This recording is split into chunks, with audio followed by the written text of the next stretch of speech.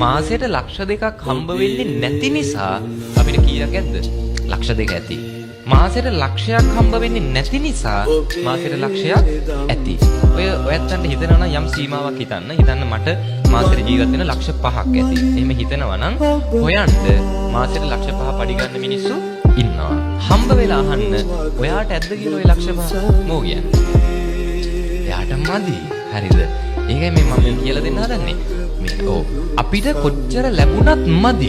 හිතනවා මෙච්චරක් ලැබුණොත් ඇති වෙයි කියලා. හැබැයි එතෙන්ට ගියා මේක මදි. තේරුම් ගන්න අපේ ජීවිතේ සතුට කියන්නේ හැම වෙලාවෙම අපිට වඩා ඉස්සරහින් ඉන්නේ.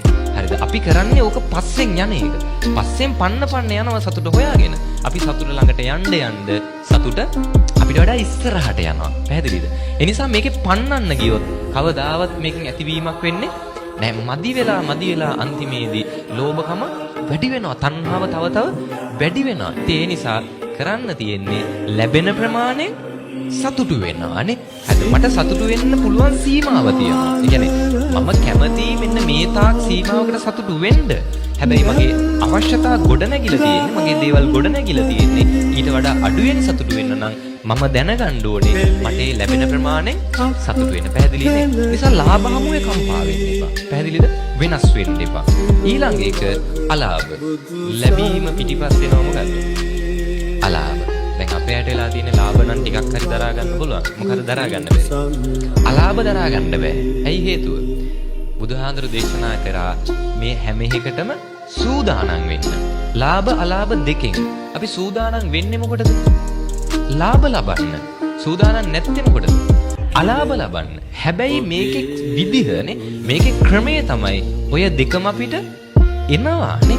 ලාභ විතරක් හැමදාම ලැබෙන්නේ නෑ. මේ ලෝකේ හොඳම දේවල් ලැබිච්ච කෙනාටත් ඒව නැති වෙනවද නැද්ද? නැති වෙනවා. මේ ලෝකේ හොඳම ආදරේ හම්බුනේ කාට? අපි දන්නේ නේද? සිද්ධාර්ථ කුමාරයාට. හැබැයි ඉච්ඡර ආදරය කරපු ආදරෙත් වෙන් වුණාද නැද්ද?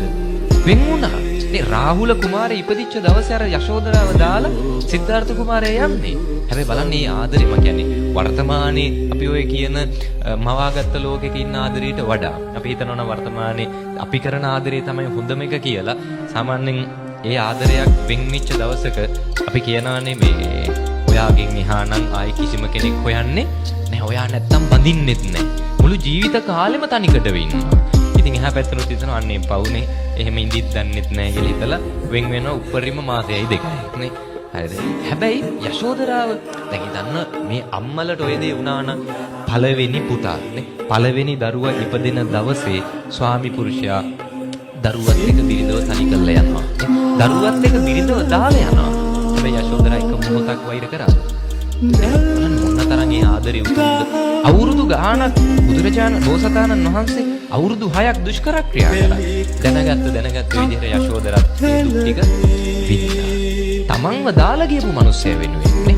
තමන්ව අතහැරලා ගියපු මිනිස්සය වෙනුවෙන් යශෝදරා දන්නේ බුදු වෙන්න යනවා කියලා නේ. යශෝදරාව දැන් කියන්නේ බුදු වෙන්න කලින් අඩුම බෝසතාණන් වහන්සේවත් දන්නව නම් මම යන්නේ බුදු වෙන්න කියලා අවුරුදු 6ක් දුෂ්කර ක්‍රියා කරයිද?